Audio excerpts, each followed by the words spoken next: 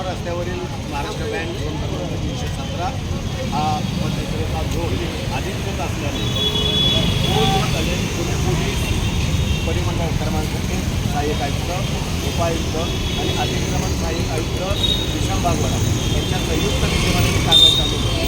ती थांबवण्यामध्ये जाणीव संघटनेला यश आलं आहे. मान्य उपायुक्त अतिक्रमण यांनी थोडक्यात धंदे लावा, व्यवस्थित धंदे लावा आणि ह्या धंद्यांमध्ये नागरिकांना त्रास होणार नाही याची काळजी घ्या.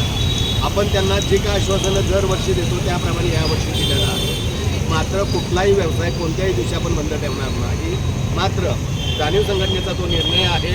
उद्या आपले धंदे बंद राहतील आणि शेवटचे काही दिवस बंद राहतील.